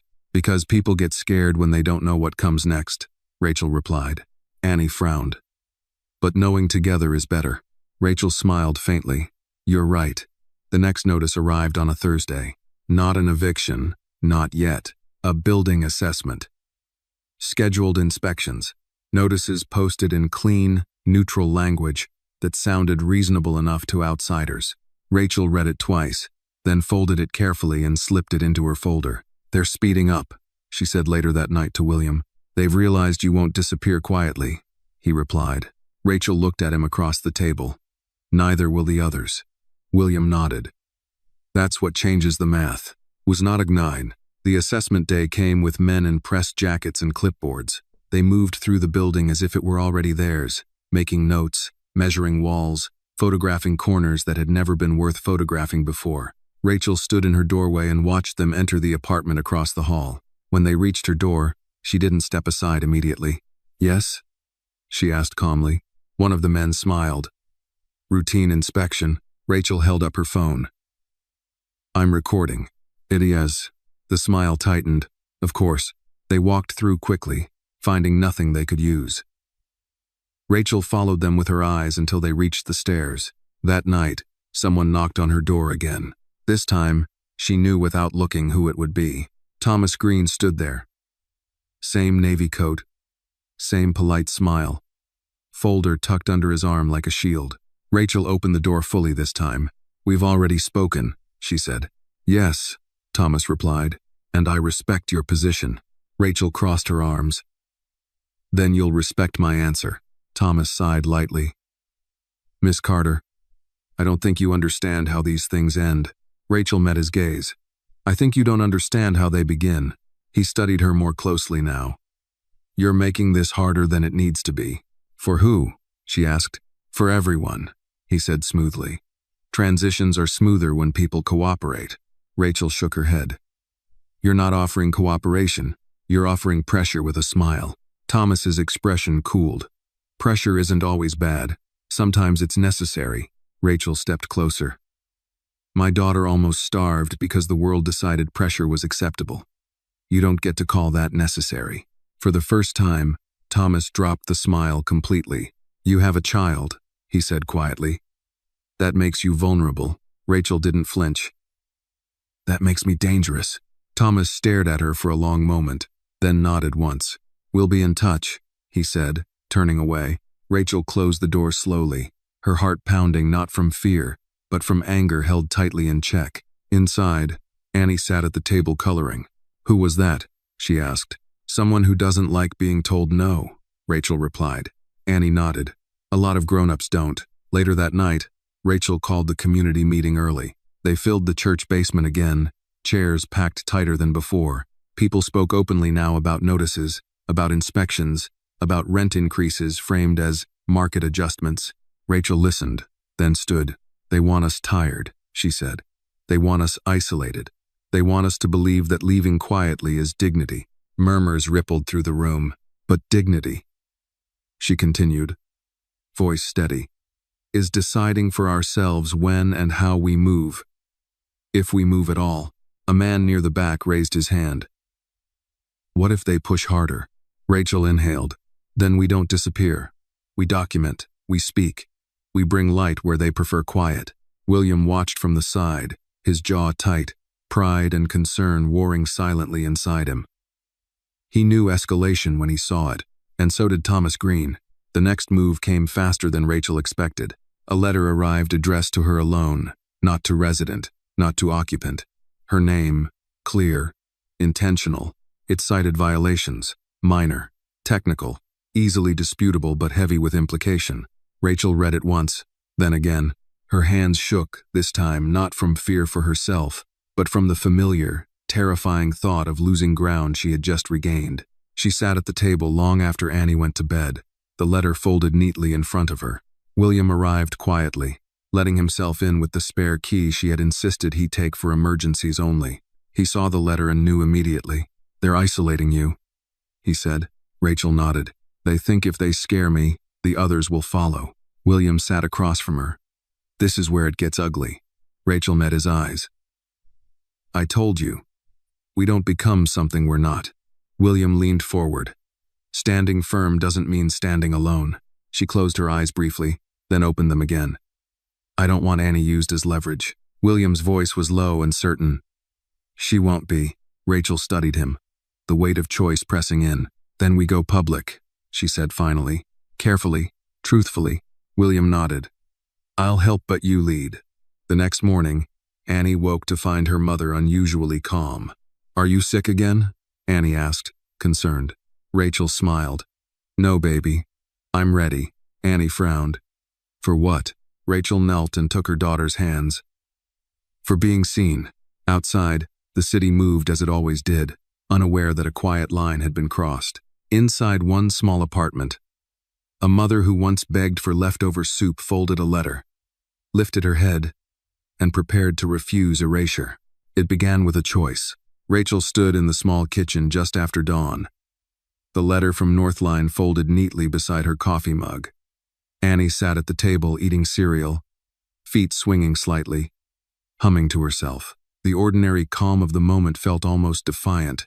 Rachel watched her daughter for a long second, then picked up the letter and slid it into her bag. Mom, Annie said. Spoon paused midair. Are you going to work early again? Rachel nodded. I have a few stops to make first. Can I come? Not today, Rachel replied gently. After school, okay? Annie accepted that with a small shrug. Okay, but she watched her mother more closely than usual. Outside, the air was crisp, the kind that made people walk faster. Rachel didn't rush. She walked with intention, each step steady. The letter in her bag a reminder of why. Her first stop was the legal aid office tucked between a nail salon and a closed-down video store. The sign was faded. The waiting room was full. Rachel took a number and sat. She waited. She told her story. Not dramatically, not emotionally, just facts. Dates, notices, inspections, pressure. The attorney listening nodded slowly. You're doing the right things, she said. Documenting, organizing, talking to your neighbors. Is it enough? Rachel asked.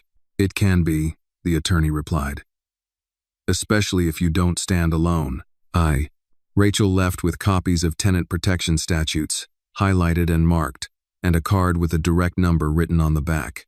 Her second stop was less official. She walked to the local paper. It wasn't big, it wasn't glamorous, but it still printed stories people read over morning coffee and complained about at dinner. The receptionist looked surprised when Rachel asked to speak to someone about housing. Most people don't come in, she said. They call. I wanted to be clear, Rachel replied. She waited again. The reporter was young, tired, curious in the way that mattered. Rachel didn't lead with herself. She talked about the building, the pattern, the way pressure moved quietly through neighborhoods until families scattered. And you? The reporter asked. Rachel met her gaze. I'm one example, not the story. That afternoon, William met Rachel in the park. Annie was at school. The swings were empty. Leaves skittered across the pavement.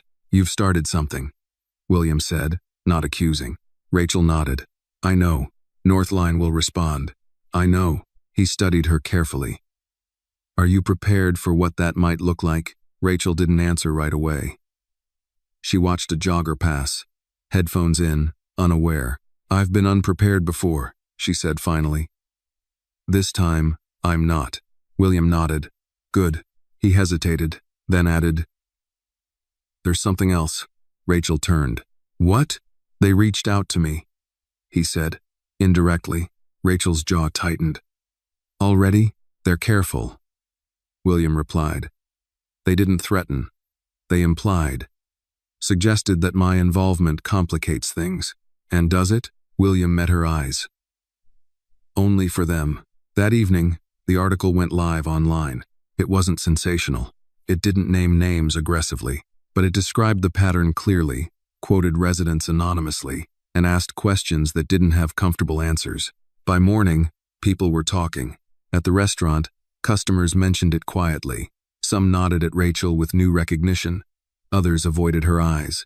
Margaret pulled her aside during a lull. You know this won't make you popular, she said. Rachel smiled faintly. I didn't come here to be liked. Margaret studied her, then nodded. Good. Eyes. That afternoon, a notice appeared in the lobby. Maintenance delays. Temporary inconveniences. Apologies for disruption. Rachel photographed it. Thomas Green called again. This time, Rachel answered. Miss Carter, he said, voice cool. I was hoping we could speak privately. We are, Rachel replied. This isn't helping your situation, Thomas said. Rachel smiled, though he couldn't see it. You're right. It's helping everyone else's. There was a pause. You're making powerful people uncomfortable, Thomas said carefully. So is hunger, Rachel replied. And that didn't stop you. Another pause. Longer this time. You have a job now, Thomas said. A child in school. Stability. Why risk that? Rachel's voice didn't waver. Because stability that depends on silence isn't stability. Thomas exhaled sharply. Be careful. Rachel ended the call. That night, Annie brought home a permission slip. Field trip, she announced. To the Science Museum. Rachel smiled. We'll make it work. Annie watched her carefully. Are we in trouble? Rachel knelt in front of her. No. We're standing up. Annie considered that. Standing is good. Yes, Rachel said. It is. Later, as Annie slept, Rachel sat at the table, reviewing notes, documents, timelines. William sat across from her. Silent support more than strategist now. They'll escalate, he said quietly. Rachel nodded. So will we. But not with anger. I amend. Then with what? With truth, she replied. And consistency. William leaned back. That's harder to fight. Outside, a car slowed briefly near the building, then moved on. Inside, Rachel felt fear flicker and pass. She wasn't begging anymore. She was building a record. She was being seen, and once that happened, erasure became much harder. It started with a call from the reporter again. Then another. A local radio host left a message. A housing advocacy group sent an email asking if she would be willing to speak. anonymously if she preferred. Rachel listened to the voicemails one by one, her phone resting on the table, Annie coloring beside her. "Why are people calling so much?" Annie asked. Rachel considered the question carefully. "Because sometimes the truth needs more than one voice to carry it." "I do." Annie nodded, then added, "Like when I can't open the pickle jar by myself." Rachel smiled. "Exactly like that." At the restaurant, the atmosphere shifted. Customers lingered longer. Conversations dipped when Rachel passed, then resumed with a different tone, less casual, more deliberate. A few people thanked her quietly. One older woman squeezed her hand and whispered, "I lived through this in the '80s. Don't stop." Others were less kind. "You should be grateful." A man muttered as she cleared his table. "Some people don't get chances." Rachel met his eyes evenly. "I am grateful," she said. "That's why I'm not wasting it." Margaret watched from across the room, arms crossed, saying nothing. Later, during cleanup, she spoke. "You're stirring things up," she said. Rachel nodded. "I know." Margaret's mouth twitched. "Good. Oh." The first formal response from Northline came in the form of a letter not to Rachel, but to the building. It announced reevaluations, promised improvements, mentioned long-term vision, no timelines, no specifics, just enough language to sound reasonable to anyone who hadn't lived there. Rachel read it twice, then pinned it to the community board right beside a flyer announcing the next meeting. That night, the basement was full again, fuller than before. People stood along the walls. Some held papers. Others held children. The air buzzed with nervous energy and something else resolve. Rachel didn't speak first. An older man did. "They think words like vision make us invisible." A young mother followed. "They raised my rent last year without saying why. I thought it was just me." Another voice. "They told my brother he'd be happier somewhere else." Patterns became undeniable. When Rachel finally stood, the room quieted. "This isn't about stopping change," she said. "It's about refusing to be erased by it." Applause rose, not loud, but steady. William watched from the back, his presence known now but still understated. He spoke only once, when someone asked about resources. "There are protections," he said, "but they only work if people use them together." After the meeting, Rachel stepped outside into cool night air. Her chest felt tight, not with fear, but with the weight of responsibility settling more fully onto her shoulders. William joined her, hands in his coat pockets. "They'll push back harder," he said. Rachel nodded. "They already are. They may try to discredit you." She exhaled slowly. "Then we stay boring, accurate, consistent." William smiled faintly. "That's usually what scares them most." The pushback came sooner than expected. An anonymous complaint reached the restaurant's corporate office. Nothing specific, just enough to trigger a review. William handled it quietly, efficiently, but Rachel noticed the tension in his jaw when he told her. "They're testing boundaries," he said. Rachel folded laundry as they spoke, Annie asleep in the next room. "So are we." The next day, Annie came home from school unusually quiet. "What happened?" Rachel asked gently. Annie shrugged. "A kid said we're gonna have to move again." "What is not a?" Rachel's hands stilled. "What did you say?" Annie looked up. "I said my mom doesn't run anymore." Rachel pulled her into a hug, holding her longer than usual. "That was brave," she whispered. Annie frowned. "Is brave always scary?" "Yes," Rachel said softly. "But it's also how things change." That evening, a new article ran, this one naming Northline directly. Carefully sourced, calmly written. Impossible to dismiss as emotional exaggeration. By morning, emails flooded in, some supportive, some angry, a few threatening. Rachel didn't read those alone. William sat with her, sorting, documenting, archiving. "They want to exhaust you," he said. Rachel nodded. "Then we pace ourselves." A week later, the city council announced a preliminary review of development practices in the area. It wasn't a victory, but it was a pause. Northline issued a statement about community engagement and open dialogue. Thomas Green stopped calling, for now. On a quiet Sunday afternoon, Rachel and Annie returned to the park. The same swings, the same tree. Annie climbed high and shouted, "Look how far I can go." Rachel watched, smiling. the weight in her chest easing just a little. William stood beside her. "You've changed things." Rachel shook her head. "We did." She thought of soup, of cold hands, of a door open just enough to ask for help, and how that moment had rippled outward into something larger than she had ever imagined. The cost was real. The risk remained, but so did the ground beneath her feet. As the sun dipped low, Rachel felt something settle, not certainty, but steadiness. She wasn't begging anymore. She wasn't hiding. She was standing where she could be seen, and refusing to step aside. It arrived in the form of a silence that felt intentional. For 3 days, nothing happened. No letters, no inspections, no calls from Thomas Green.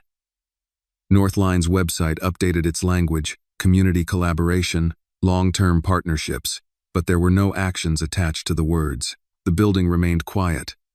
Too quiet. Rachel didn't relax. She had learned the difference between peace and pause. On the 4th morning, she walked Annie to school under a sky so clear it felt almost artificial. The air was sharp, autumn settling in fully now. Annie skipped along the sidewalk, backpack bouncing. "Mom," she said suddenly, "are we famous?" Rachel laughed softly. "No, but people know your name," Annie insisted. "The teacher asked if you were the lady from the paper." Rachel slowed her steps. "What did you say?" "I said yes," Annie replied, proud. "I said my mom helps people not be scared." Rachel stopped walking. She knelt and took Annie's shoulders gently. "Listen to me," she said. "Helping doesn't mean being fearless. It means doing what's right, even when you are scared." Annie nodded solemnly. "I know." After dropping Annie off, Rachel didn't go straight to work. She went instead to the building office. The landlord, Mr. Harris, was a thin man in his late 60s with tired eyes and a permanent slump in his shoulders. He looked surprised to see her. "I heard you've been busy," he said cautiously. Rachel sat down across from him. "I've been paying attention." Mr. Harris sighed.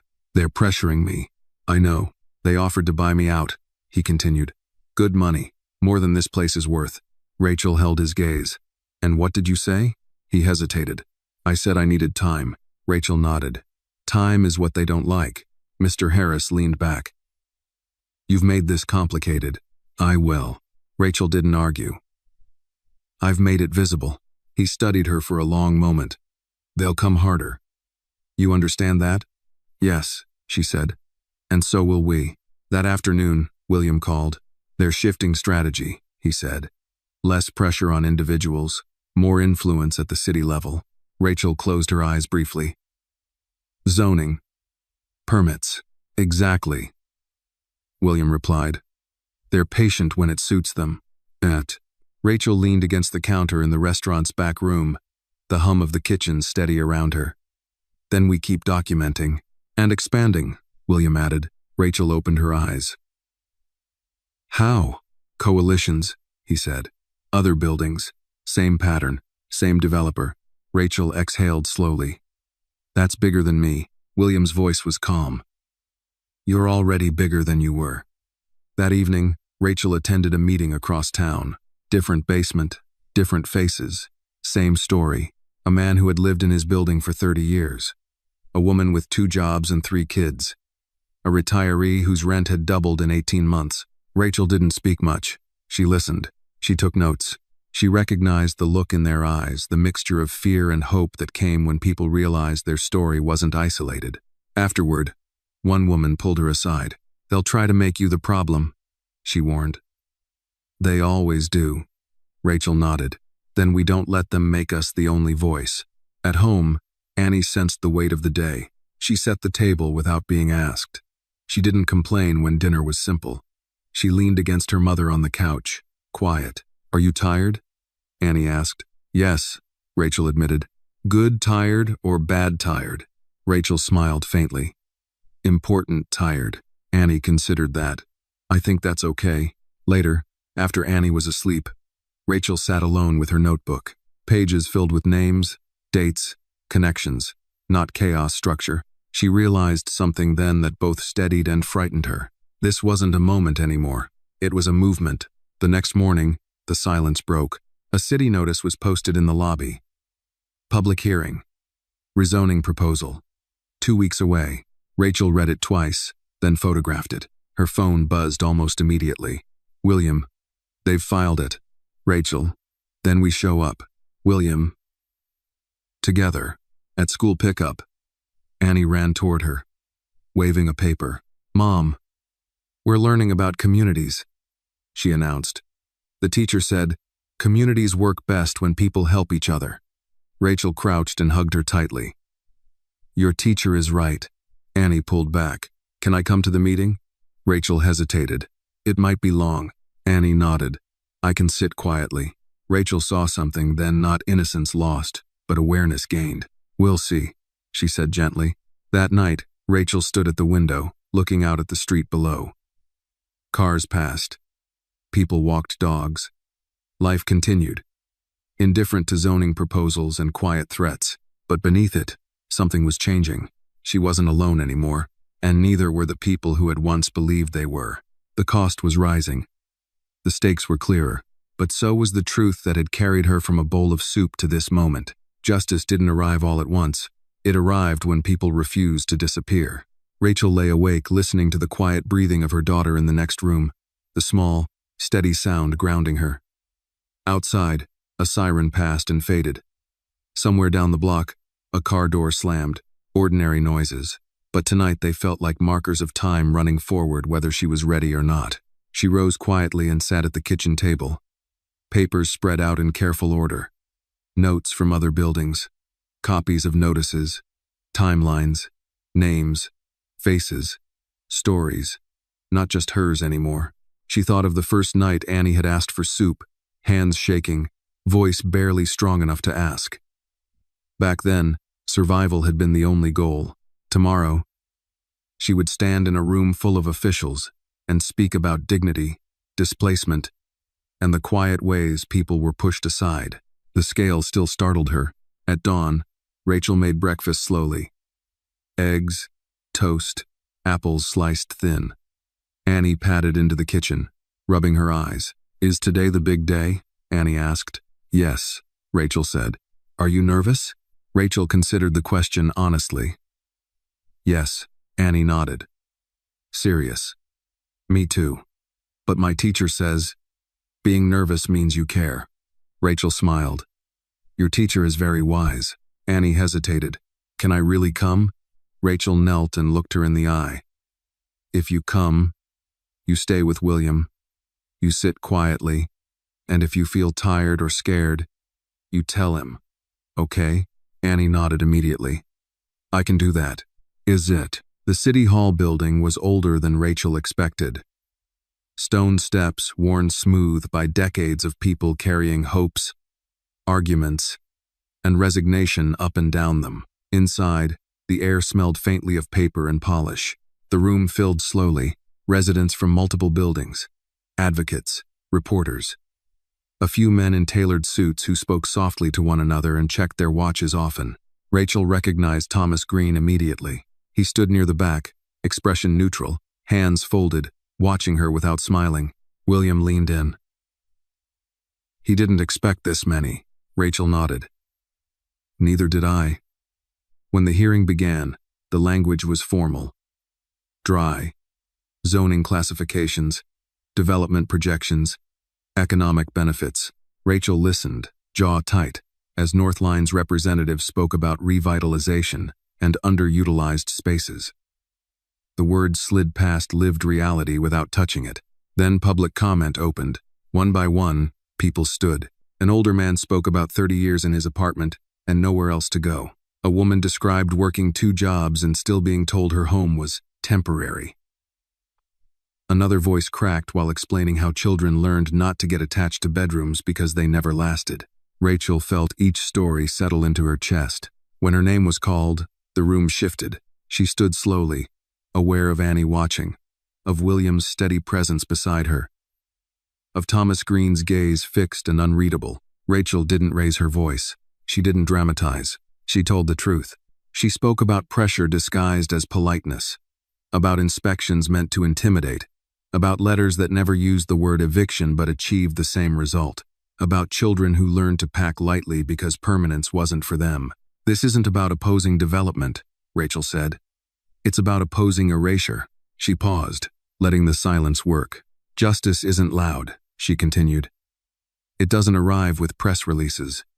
It arrives when people are allowed to stay long enough to build lives. From the corner of her eye, she saw Annie sitting straight, hands folded in her lap. Rachel finished simply. We're not obstacles, we're neighbors. She sat. Applause wasn't allowed, but the room hummed with something close to it. After the hearing, the hallway buzzed. Reporters approached. Advocates exchanged cards. Residents clung to one another. Voices overlapping. Thomas Green stepped into Rachel's path. You did well, he said quietly. Rachel met his gaze. That wasn't for you. He inclined his head slightly. Public sentiment complicates things. Rachel's voice was calm. People complicate things. Thomas studied her for a long moment. This won't end today. Rachel nodded. I know. He glanced past her, briefly, at Annie. Something flickered across his face calculation, then something else he buried quickly. Be careful, he said again. Rachel didn't respond. Outside, the sky had shifted. Clouds parting to let pale sunlight through. Annie ran ahead a few steps, then turned back. Mom, she called. Did I do good sitting quietly? Rachel laughed softly. You did perfect. And Office. William walked beside her as they headed down the steps. You changed the tone in there, he said. Rachel shook her head. We did. The next days passed in a blur. Emails, calls, meetings. The city announced a delay pending further review. Northline issued another statement, emphasizing community input. It wasn't a victory, but it was ground held. At the park that weekend, Rachel sat on a bench while Annie played. Other parents nodded at her now, some smiling, some tentative. A woman sat beside her. I just wanted to say thank you, she said. My building's next. Rachel met her eyes. You won't be alone. That night, Rachel tucked Annie into bed. Mom, Annie said sleepily, are we safe now? Rachel smoothed her hair. Safer than we were. And stronger. Annie smiled faintly. I like stronger. Rachel turned off the light and stood in the doorway for a moment longer, watching her daughter breathe, thinking about all the doors that had once been closed. The cost of standing had been real. The danger hadn't vanished, but something irreversible had happened. She had spoken, others had followed, and even those who wanted her quiet now had to reckon with the fact that she was no longer invisible. The fight wasn't over, but it had changed shape, not with an announcement, not with victory declared in bold letters, but with a morning that felt, at last, earned.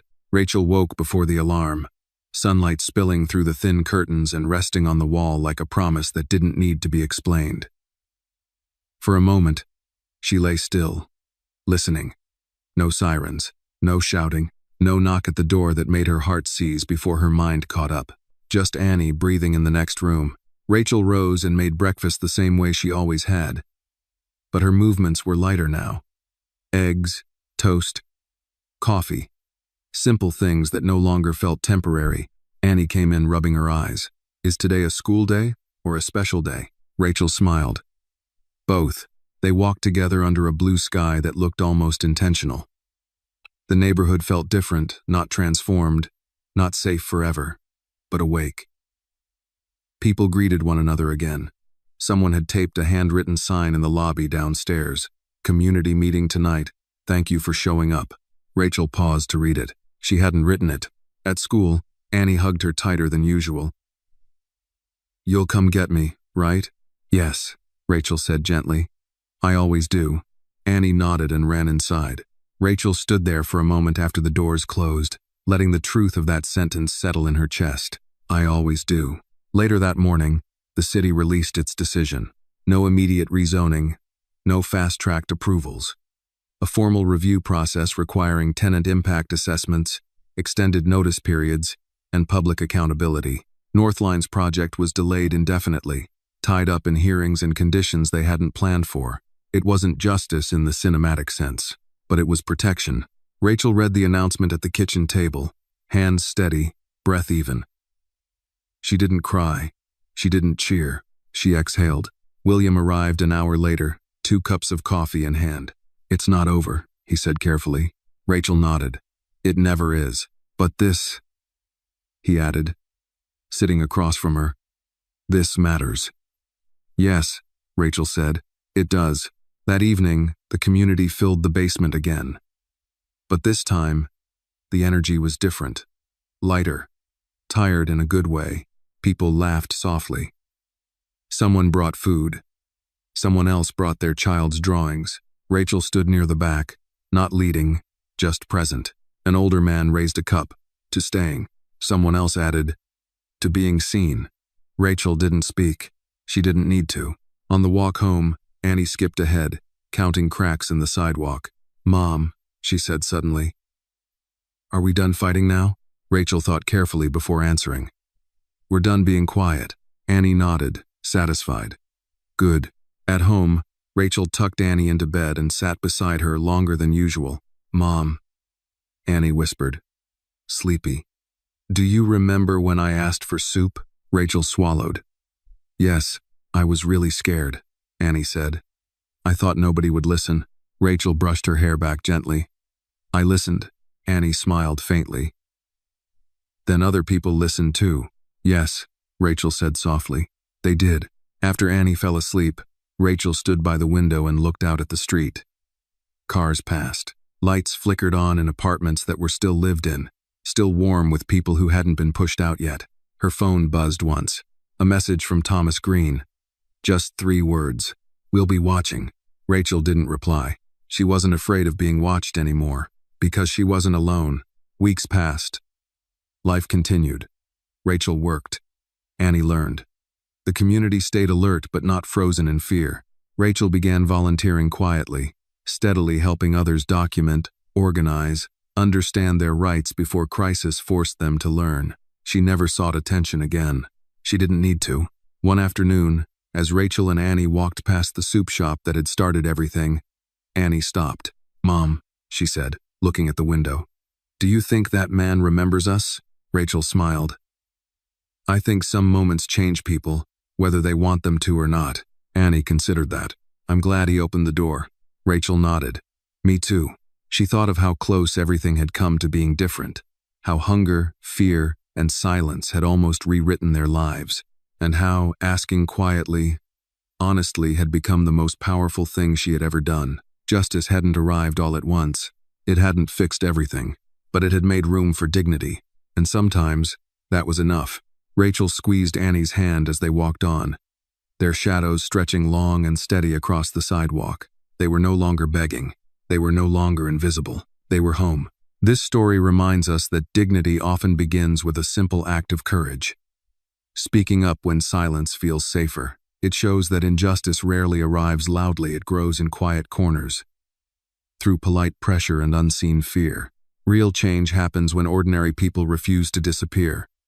When they stand together and insist on being seen as human beings, not obstacles. Above all, the story teaches that compassion, truth, and quiet perseverance can challenge even the most powerful forces, and that sometimes the smallest voice, especially a child's, can awaken the conscience of an entire community. This video is a work of fiction created with the assistance of artificial intelligence. All characters, events, and situations are not real and do not represent any actual people or true stories. The content is intended for storytelling and emotional illustration only.